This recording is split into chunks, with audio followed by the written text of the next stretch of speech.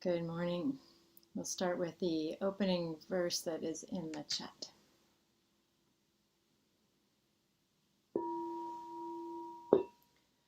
The profound and wondrous Dharma is rarely encountered, even in 100 million kalpas. Having it to hear, accept, and maintain, may I taste the truth of the Tathagata's words. Good morning. Welcome to Stone Creek. In the ether. Not for long. We're going to meet in person soon, which is really exciting. So far, I think I know everyone here, but just in case there's people on the live stream I don't know, my name is Sarah. My Dharma name is Dõjin, and I use the pronouns she and her. And I'm one of the head priests at Stone Creek. And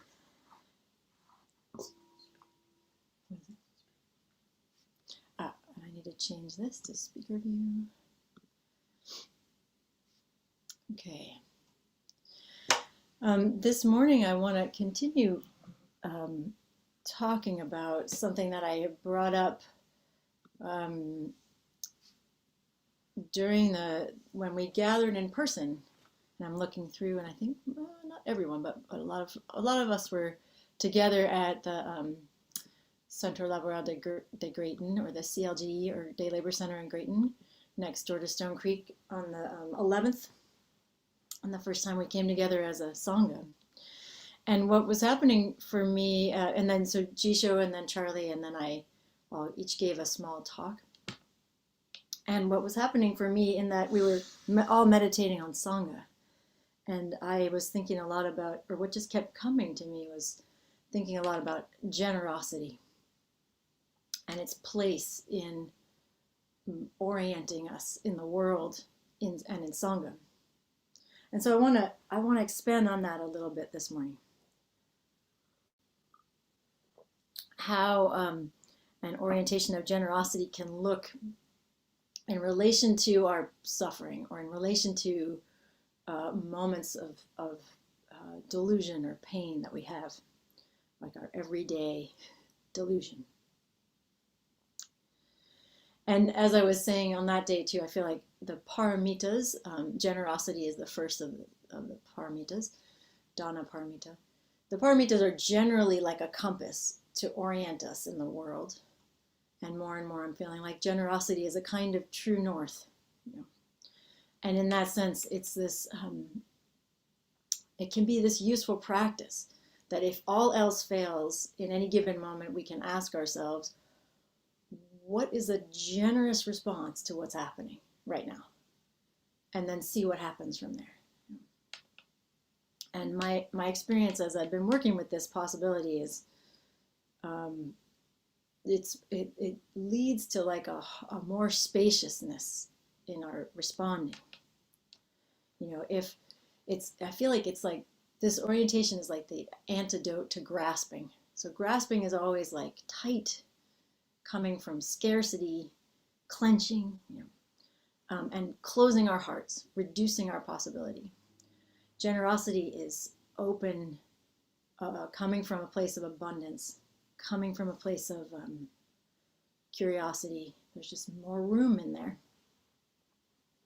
And widening our hearts, enlarging our hearts in a good way. Another thing that on that morning also I was happy to be together, and I was also just moved by both what Jisho and Charlie brought. And I was pretty impacted by Charlie's mini talk. Usually, we often talk to each other about what we're going to talk about, but I think we hadn't in this case because it was news to me when he brought up koan practice as like an essential,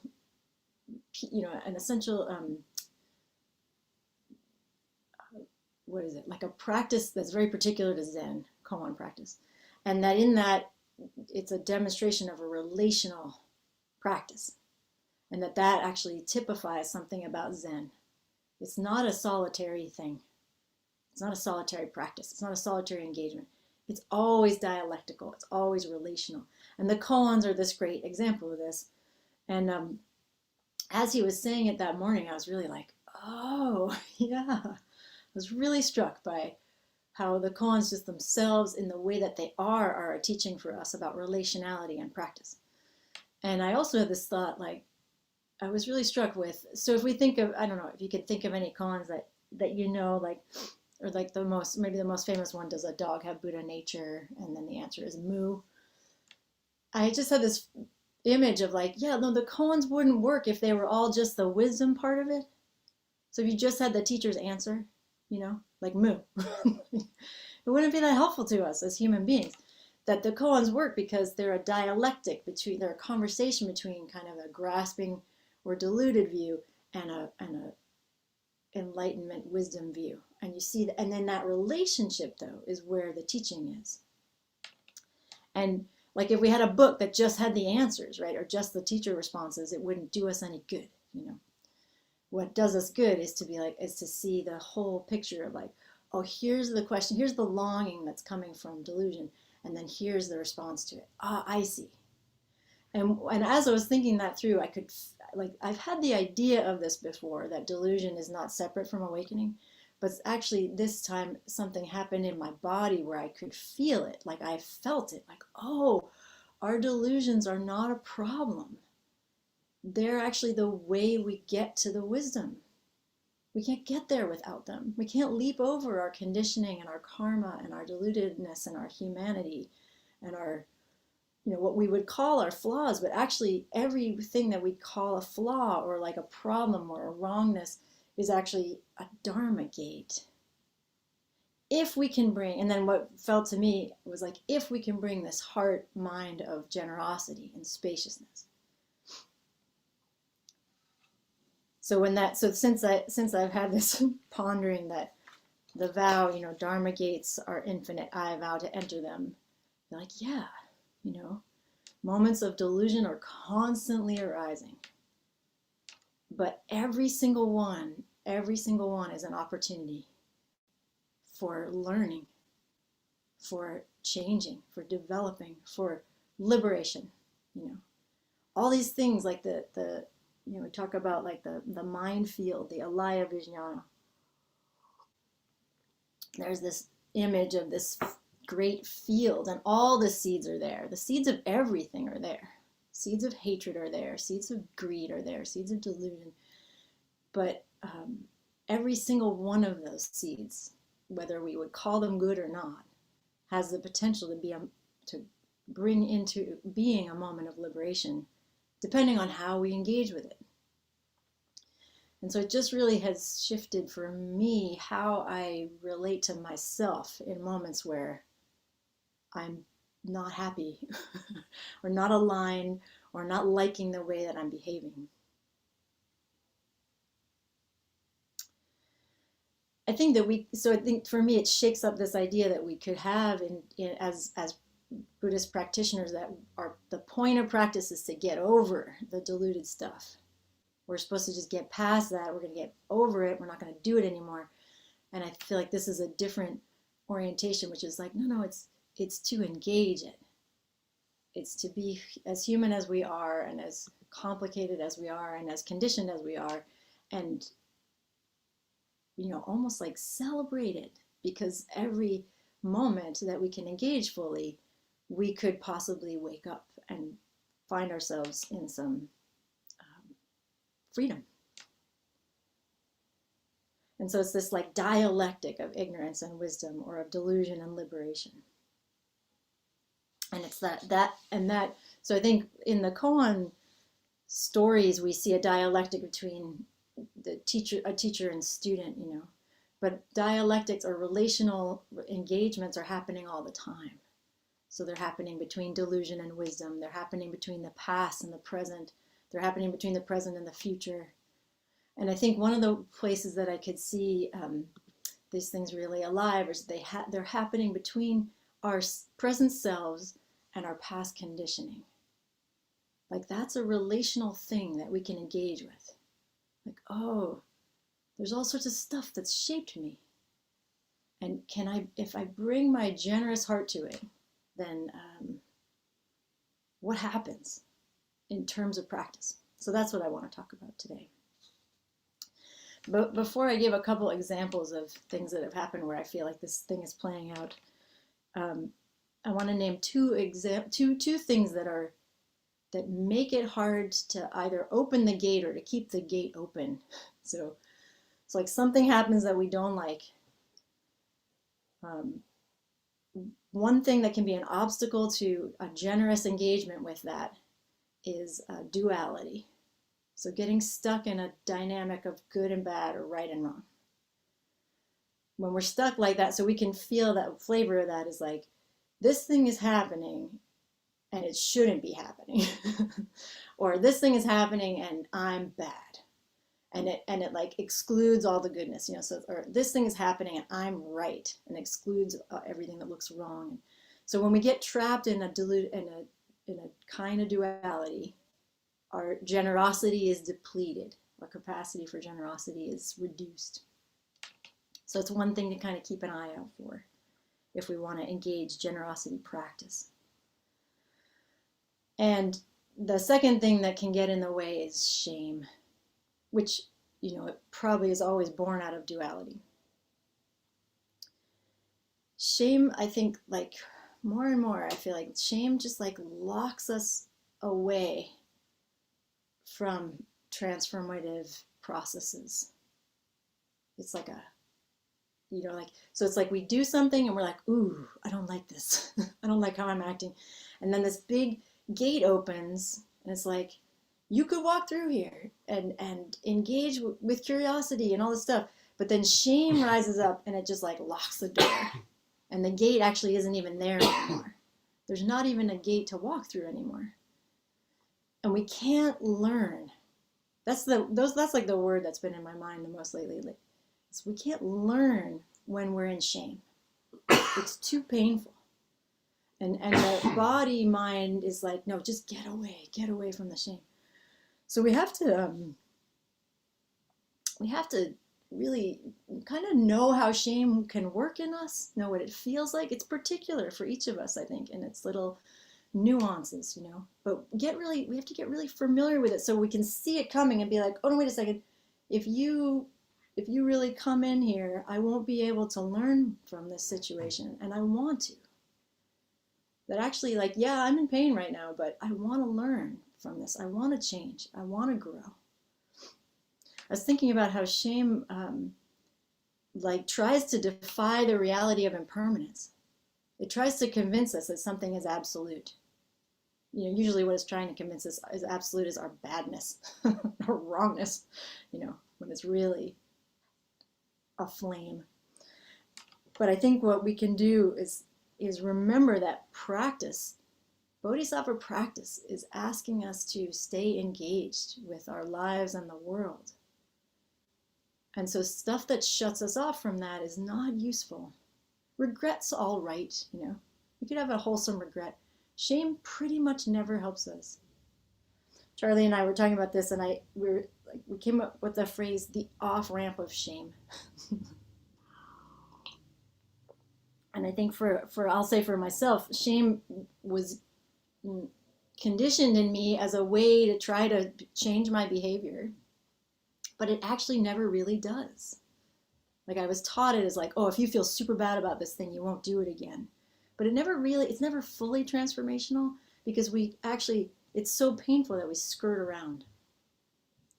And so we don't want to take the off-ramp of shame when it offers itself. We're like, yeah, no, actually, so here's the off-ramp of shame going that way. I'm going to turn back this way to what just happened and to what I'm actually feeling, and I'm going to engage with it because I know that is what practice is asking of me as a human being.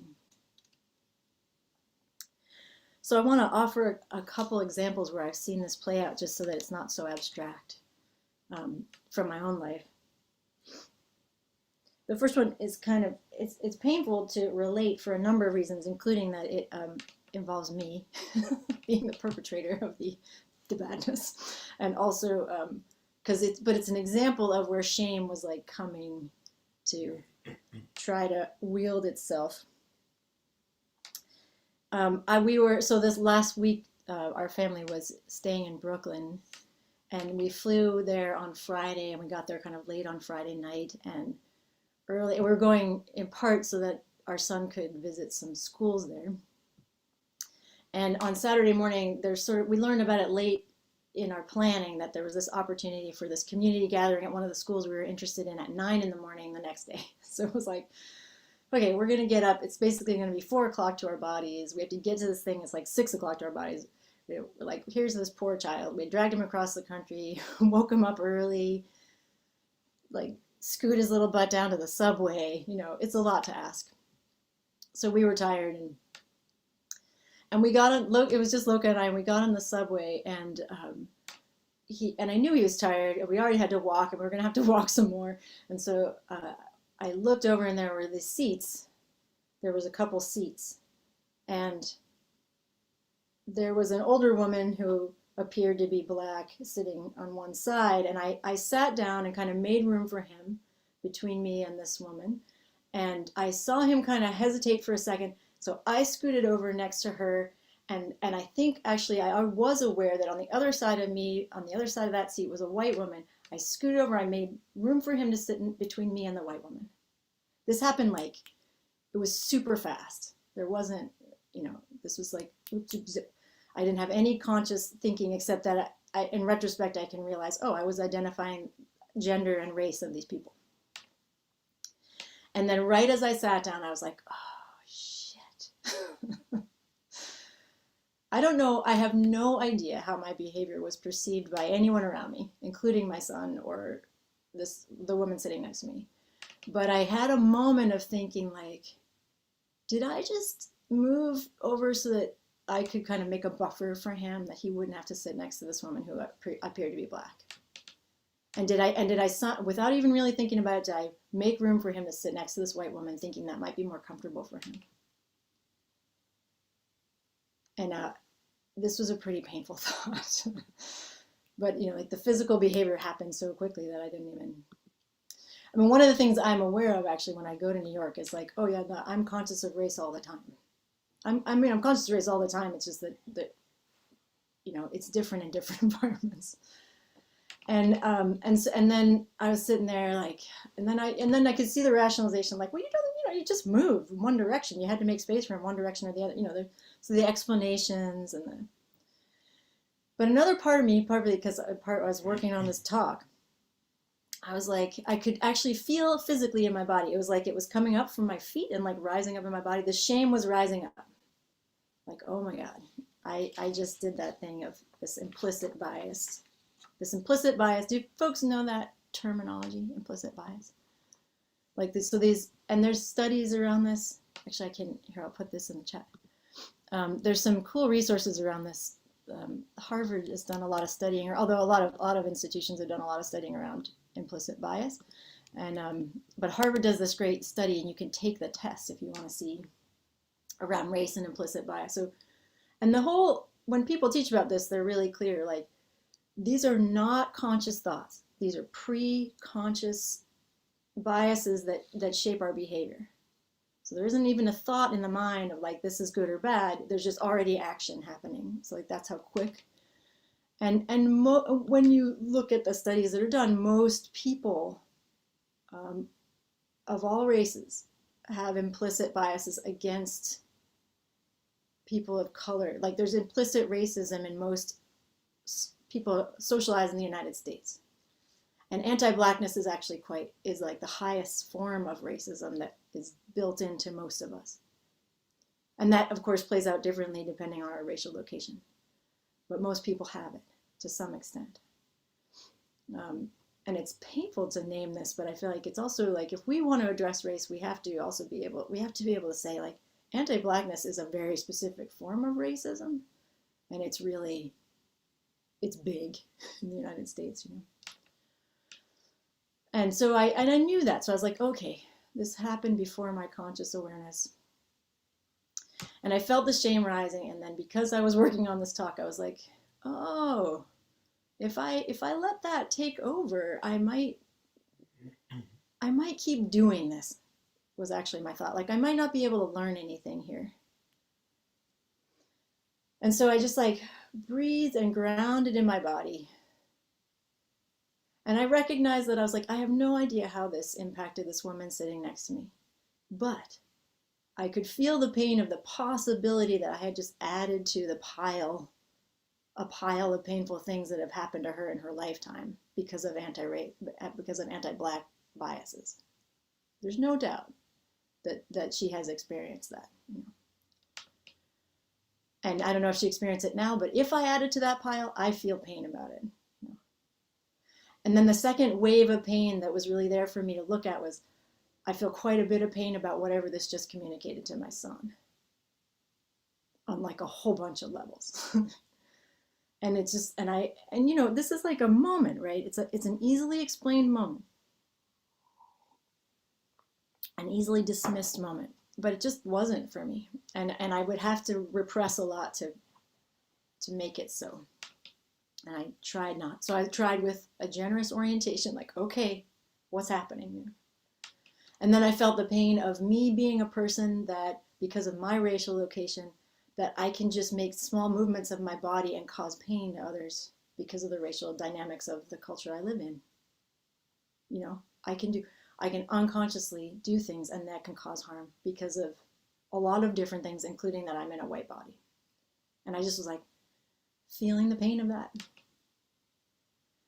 And then actually I could feel the shame receding because my view was wider. It wasn't like I was a singular person making a choice. I could see myself like I'm a being within all these systems.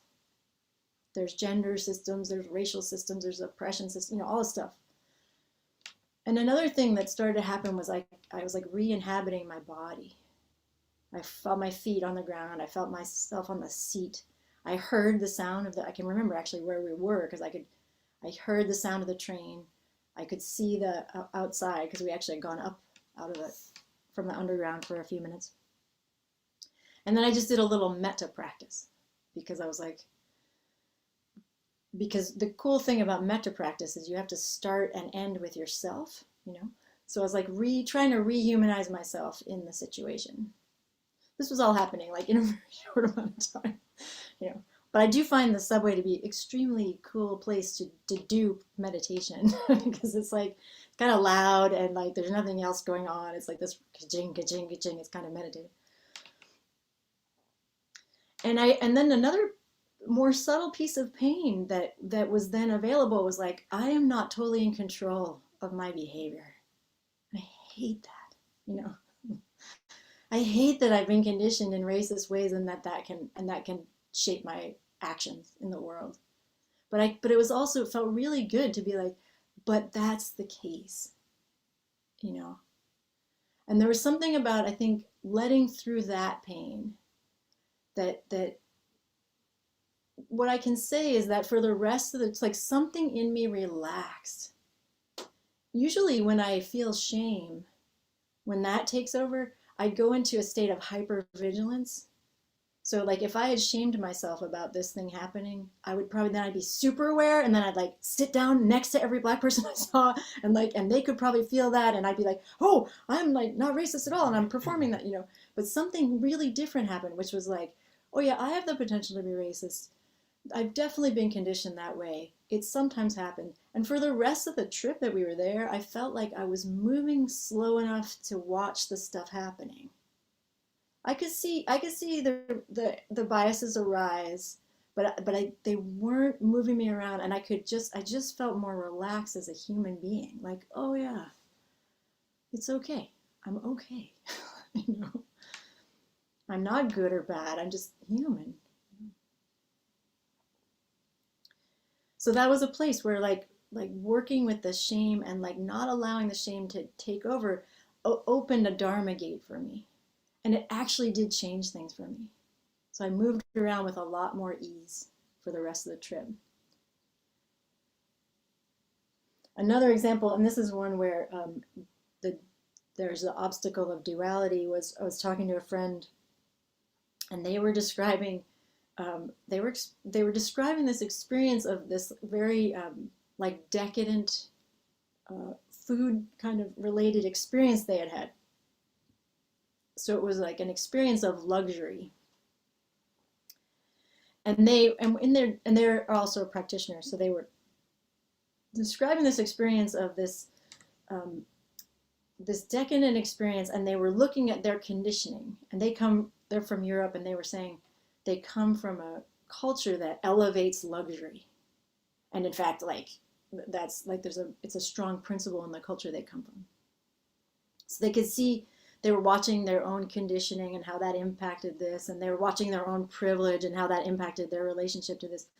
But then they were like, they got to a place, I think they were kind of dabbling with disgust. As we were talking about it, they were like, I can't believe I did this. I can't believe I spent all this money. I did this thing. And then they were also saying that, but they were like, but there was tremendous amount of artistry in this thing, and it was sort of sublime. And then again, I think because for me, I was working on this talk and these ideas were alive, like I could see it. I was like, oh, disgust is really a close friend of shame, I was like, well, what if, and I think disgust really depends on duality, right? Like, ew, bad, wrong, So they were kind of like, what if I decide that this is gross and awful and I'll never do, that will make me never do it again. But I was just like, well, what about, we ended up talking together about, well, what about if you hold the whole thing? So yeah, this was a decadent thing. And maybe the world doesn't really need it. But there was also this joy in it, and there was also this artistry. And like, yeah, there's conditioning that makes you move toward it, but there's also this conditioning you have that makes you move away from it. And like, what about the whole thing?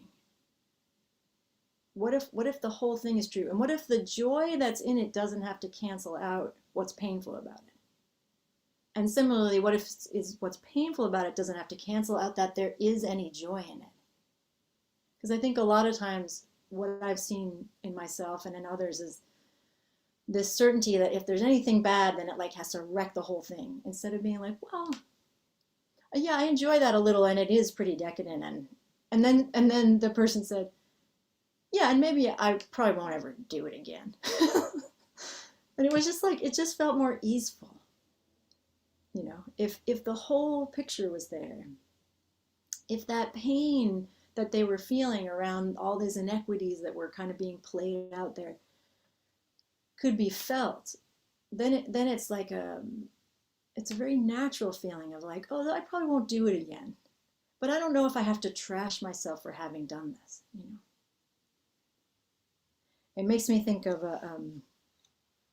there was this teacher, Reb Anderson, who Charlie and I did a lot of practice periods with at Tassajara, once said something like, once you understand that something is poison, like it's just natural to not want it anymore. And I think he was talking about delusion, and that came to mind. And it's not like you have to hate yourself for wanting it. It's more just like, oh, no thanks. Oh, no thanks. Like, I don't need that anymore.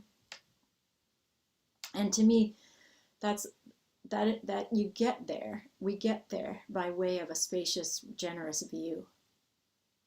The most transformative way to get to a place of changing our behavior is by way of a generous view. And the last example I'll give is one where recently so here's another place where, it's the dialectic of my present being and my conditioning playing out. So recently, I had been exploring this, making this commitment with some other people, and it was this process of discernment that took a while. And basically, I came to this place where I was like, oh wait, I actually can't do this. I can't do this thing that these other people want me to do. And it was okay, like, ostensibly we were all exploring that, like, well, is this possible? But it was also disappointing for me to say, actually, I can't do this. And it was painful for me to do, because I, like many, many people, and also particularly like many, many women, have been socialized to minimize what I need and elevate the needs of others. So when other people want things from me, it's not my first impulse to protect myself. My first impulse is to say, like, okay, sure, yeah. And then later on be like, wait, can I even do that? And I'm getting a little better at it. And I could see in that process that actually the first wave of conditioning was, you should just do this anyway. These people want you to do this thing and you should just do it because you don't want to disappoint them, because you're not a person who disappoints people or whatever. I don't know what the story is. But that one I was like, no, I don't think that's right. And then the second wave was, okay, you can say no, but you should feel super bad about it. So that one I recognize as shame. Like you should feel really bad about this. And again, there was this possibility like, oh, maybe not, maybe, I mean, it is painful to disappoint people. I don't feel great about that having happened. I wish that I had been able to have that discernment earlier in the process, maybe even from the get-go, but I didn't. And something about it, like, I felt it's painful, but it feels upright to be like, oh, I'm sorry, I can't. It's less sticky than saying yes when it wasn't actually possible. And what I feel absolutely certain about is like, I won't make that mistake again. And it's not because I beat myself up about it.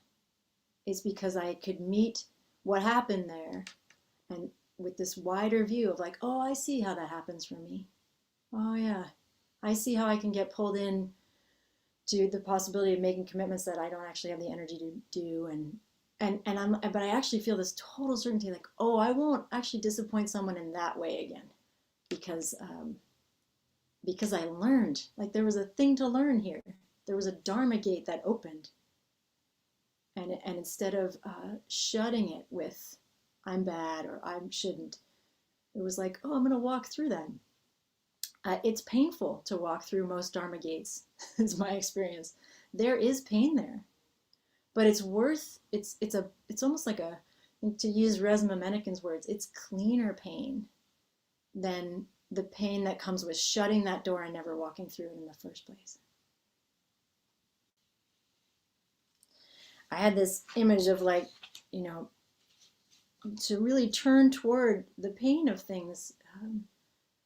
It's like and to see how shame and stuff works in us is a kind of inoculant. We have to. So I was thinking about how when we get an inoculation or a vaccine, we're teaching the body to know that virus. We're like telling the body, so here's this thing you want to keep your eye out for, And I feel like this process of practice engagement is like this, where to really turn around and look at the pain of moments where we don't like our own behavior, or we wish we hadn't done something, to really feel it is like a kind of inoculant. So we get to know what that feeling is really like. Like, oh yeah, I see. Oh, I see. When I disappoint people like this, it feels awful. And thusly, I'm not going to do it again. I'm actually like way further back in the process. I'm gonna fend this off. I'm gonna see this coming because I know it now, because I've seen it. But if I got all shamey about it and flooded myself with that and berated myself, I don't know if I would have seen so clearly. So the last image I want to offer is that I think when we're working with our conditioning, we're working with knots, like tangled strings, bound up and tied in different ways together. Our conditioning is a weaving, and sometimes it's like a nice pattern, but most of the time it's like a mess of a whole bunch of stuff bound together. And if you've ever been working with yarn or something and there's a knot, or like with thread, and you really want the knot out, like it's really inconvenient that's there, and you can, the impulse can be like, I'm just gonna pull harder, right? I'm gonna yank it open, and that never works. At best, what you end up with is broken threads. So I was thinking about the same energy that we can, I actually really like untying knots.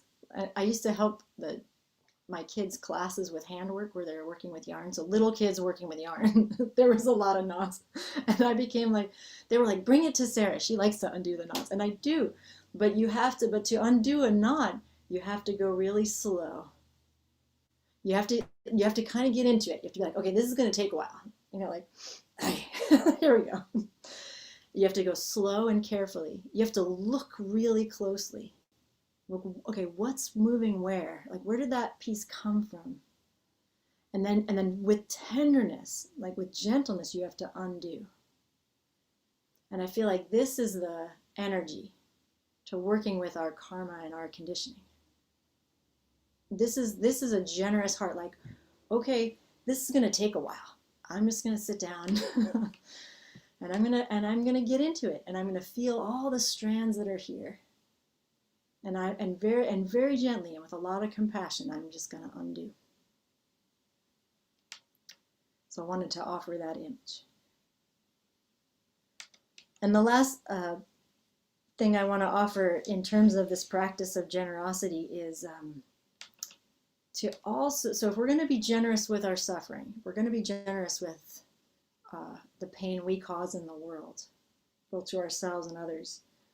Another cultivation of generosity I want to suggest is that we get generous with ourselves about joy, that we actually get really serious about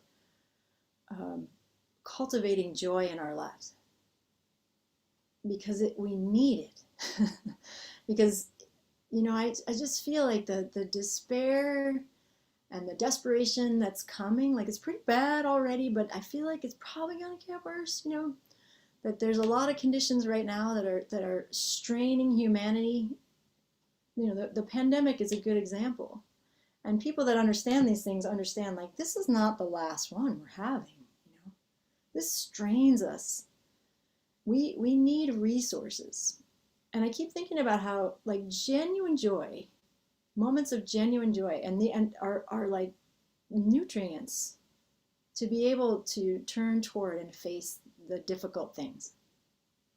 And unknotting the knots of our conditioning is one of the difficult things that we as human beings have to do. You know? And one of the markers, I think, of genuine joy, I've been trying to think about this, like, how do you describe that?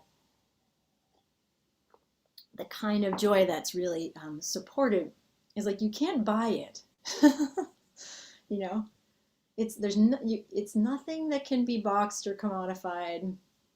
It might involve something that you can purchase, you know, like I was thinking, like the joy of like really getting into cooking something, for example.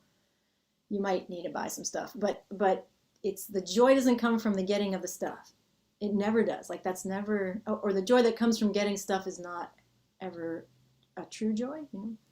But it's the joy that comes from just being human in something, and like relishing something like sunlight, you know, like a sensation, like softness, like ease, like warmth, watching birds, making, like taking enough care of yourself to make yourself a good meal.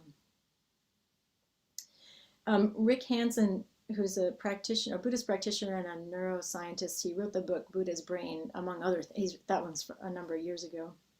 He talks about that negativity bias, you know. It's an adaptive human thing that over evolutionarily, when something bad or negative happens, we perseverate on it. We amplify it. We feel it more intensely than we feel joy. And we also return to it over and over again. And it's a way to protect ourselves. And they theorize, and partly it comes from like when the world was all like an individual threat, you know, so like the world was full of predators and we were basically sort of prey. And so to latch on to anything that caused concern was a good idea. But I've been thinking about how we're moving into a different era where the world that we live in is now an existential threat to us collectively, you know.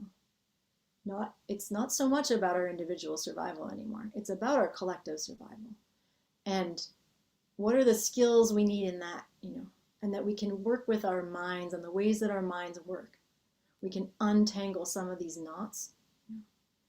And we can also amplify joy, where historically we had learned to amplify pain and negativity.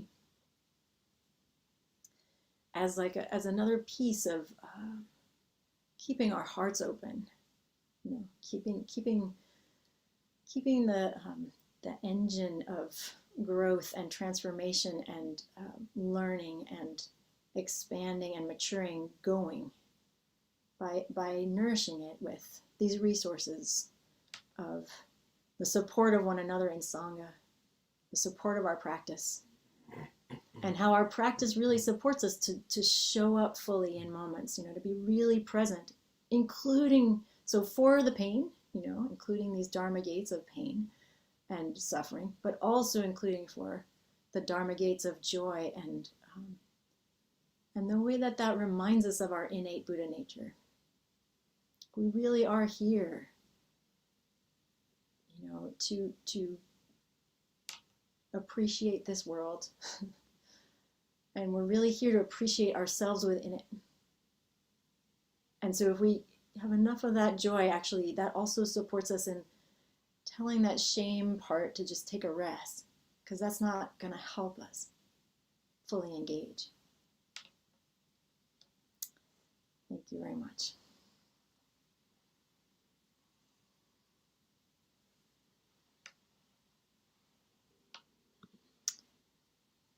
So please, if you have any thoughts or comments or reflections or stories from your own life that that touch on this, please go ahead and unmute. Yeah, Vicky, please go ahead. Yeah, Dõjin, that was just like everything you said was kind of like what I needed to hear. So thank you so much. I really, really appreciate today's talk.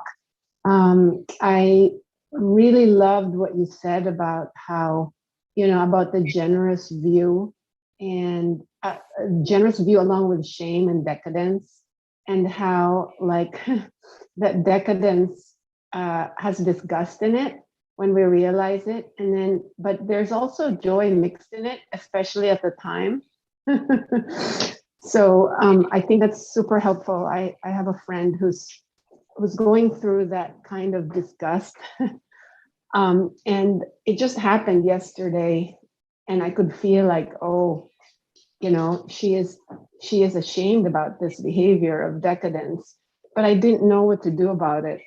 And after your talk, I feel like, oh yeah, I can remind her about that joy, and to kind of like open up to that there's nothing that's 100% bad. There's always a mixture. There's always a mixture, and there's so many conditions that bring that about. Like she was raised in a very affluent family, and so that was her conditioning. So I just found that your talk today was just so helpful. So thank you. I do have a question though. I didn't catch when you were talking about you being in the subway and you made room for this, I believe it was an African American man. I didn't catch, like, you went on one side rather than on another side. Could you let me know what that was about? Because I didn't catch that part. And so I couldn't figure out, okay, where's the shame and what's going on? So if you could like repeat that part, I'd appreciate it. Thank you. I probably glossed over it because I was like, I don't want to name this. Yeah, but then I couldn't figure out what the problem was. You're probably not alone in that. So I'll say what happened. I walked on the train, saw that there was some space, sat down, made room for Loka, but I saw him hesitate and kind of look, and then I thought, I wonder if he's nervous about sitting next to someone who's Black. And so I scooted myself in between. But I also had already registered that also on the other side was a woman who was white. I think in my mind, I was like, I think he might be more comfortable if he sat down between two white people. Makes sense? I see. I mean, I wasn't, yes. Like, so, it wasn't a thought process. I was like, what just happened? But I saw, and I don't even think that's what happened. I think, you know, he probably just like, I don't know, maybe he tripped on something. I don't even know. Like, I don't think he was. You don't know what made him hesitate. Yeah, but then my mind assumed there'd be more comfort for him surrounded by white people. I see, got it. And so you scooted towards the Black Black, yeah. towards the woman who was Black, so that then Loka could sit next to the woman who was white or Between me something. and the woman who was white, yeah. Got it. Now I understand. Okay. That's all. And Thank again, you. like without any, there was no verbal thoughts but I was like, wait, why did I move that way? I think I had started to move this way. I had started to go, come here. And he kind of hesitated. And I was like, oh, maybe he's uncomfortable. I'll move this way, you know. Oh, I see. That's even worse, right? Sorry. Sorry, Dõjin. No, it is. Sorry, but it was painful. So it was enough that, so there's a part of me, it's like, again, I don't know if anyone registered it, but probably. And but probably you it don't know. looked Yeah. like, oh, here, honey, I'll save you from the discomfort of being near a Black body. And it's super painful to say it. And in an instant, it makes sense to me that conditioning can come out in me, Uh-huh. And I think, what I wanted to, the reason I wanted to share it was because then when I really, really sat with it, it just released. And I didn't feel any more of that tension for the rest of the trip. And we were staying in a pretty predominantly Black neighborhood. And like, we were just moving around in a lot of Black environments. And it was like, it just didn't, what I've seen happen in the past is I notice that kind of stuff and I get hyper vigilant and tight. And then I overcompensate, What was new for me and why I wanted to share it was because if I got really embodied with it, it got softer. And I just felt more at ease in my own being. And I felt this permission, like, it's all right. It's okay. Yeah. You can just exist. And then I also didn't, that the biases just weren't pushing my body around as much anymore. Yeah. I'm sure they still did. I could actually see them happen. My heart rate rise a little or something, but I felt less pushed around by it. Mm-hmm. Yeah. Yeah. And it's also really good because then when we like witness it in another person, it's familiar. Oh, I've been there. I've had that. So it's like we're so much more forgiving and so much more understanding. Yeah, thank you. Right. So this generosity with ourselves then actually translates, like metta practice, then it translates into our generosity with others. Like, of course, other people do it. It doesn't make them bad racist people. It makes them people conditioned in a racist society just like me, That's really true about not just about racism, but about any experience too, which is really like if you've had experiences with a really difficult person that you love and that you've come to accept, it's just such a teacher because anybody who's difficult is acceptable and challenging. And, like a mom who has a criminal for a son who's had to like come to terms with that can really understand humanity, I think. Yeah, because it's like harder. Judgment becomes harder. Yeah. Or judgment becomes the poison that it is, because it never gets it. Judgment always leads us to separate. Yeah. From ourselves or from each other. That this is right, this is wrong. This is the black and white, like putting things in categories instead of just opening up to, well, this is what it is. Here's a conditioned moment. Actually, as I was thinking about this talk, I was thinking, this is like coal turning into diamonds, This, like the muck of our lives, with the right alchemy, turns into the treasures of our lives. Like the behaviors that we don't like in ourselves turn into the Dharma gates we can walk through to be different, Yeah. But the alchemy and the magic ingredient of that alchemy is our presence, is our willingness, is our generosity in our heart. I think that's my experience. Yeah. Well, thank you, Dõjin.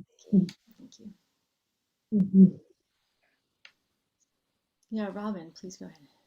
That was just an amazing talk. There's 3 points. The subway issue is very familiar to me too. And so it's like second nature, not to actually, I would kind of have a reverse reaction because I was in neighborhoods of color always. And it wasn't someone of color that would, get me alarmed. And I watched this happen. It was someone who would get on the subway who was very disturbed. And everybody would move away. And it was white, any color, Asian, whatever, it didn't matter. So that became the thing. Oh, we got to watch out because, so it's very real there. It's not so real here. And then this this bit about the sewing and the knots and the hair, because like I've always had an issue with knots in my hair, and now the sewing. So I'm constantly trying to get it unraveled. And I do textiles too. So it's, and the sewing machine, and it's just an endless, got to slow down, got to do it right. Got to take it one step at a time. And then with the difficult people and slowing down to try to understand their pain, whether you're caretaking or, I mean, I had a brother who was seriously mentally ill, but he deserved to be loved too, so it was very painful for me, but I learned a lot. The duality of that was just, I'm still digesting it now, 12 years later. So I just really love the talk. Thank you so much. Thank you. Thank you. Yeah, thank you. You're naming something that is so salient. There's a lot of mental illness in the world, and then when you get into a place like New York City where there's a lot, like Charlie and I were talking about this, there's the same issues are here. It's just that people are more spread out. You don't get trapped in a subway car with everybody, but it's just such a regular part of your life. You get trapped in a subway car with the whole range of what's happening, including some serious mental illness. And I keep being struck by this protective and totally necessary pretense of people, like everyone looking like, I'm just looking at my phone, I'm just doing my thing. It's this facade of not paying attention, and everyone's totally aware. And I hope this isn't too much of a diversion, but I just want to share this quick story of that my friend told me, that when she was living in New York, that she was on a subway car and this man got on. He was a white man with an accordion, and he was probably someone who didn't have a home, so he smelled really bad. And she was saying that, but she's like, his music he was playing was really beautiful, but he smelled really bad, and everyone was physically flinching away from him. And he was walking through the subway car playing and asking for money. And he was also blind, so he had a cane. And he was moving from car to car, and they were on the last car, and usually the last car's door between the cars is locked. But he was moving through, and everyone was averting or acting like they didn't know, just like, and he went to go open the last door, which should have been locked, but it wasn't. And he started walking through, and she said, and everyone was up. Every person on that train got up and grabbed some part of him and pulled him back. And just this, and just how touching that is, of this, this apparent revulsion, but then actually our impulse, it's apparent separation, but our impulse toward our connection and our shared humanity and compassion completely overrode it when it needed to. I just found that really touching. And I'm so aware now that everyone's pretending that they don't notice the person who's screaming. But everybody's noticing, actually, and will respond when needed, Yeah. Okay. Is there any last burning things? It's about 11:25. No. Okay. Let me put up the closing chant.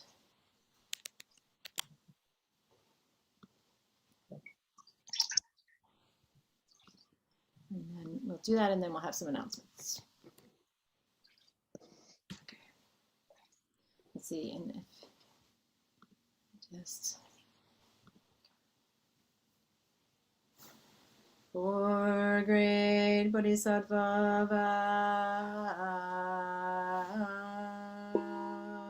beings are numberless. I vow to free them. Delusions are inexhaustible. I vow to end them. Dharma gates are infinite. I vow to enter them. The Buddha way is boundless. I vow to realize it. Okay, so we have, so things have been a little bit confusing, so we just want to clarify, although that you hopefully you've gotten emails that clarify the next couple of weeks. So we will, next week, now on the 5th, Meg will give a talk online. Meg Levy, who's our head priest candidate. So that will happen on Zoom.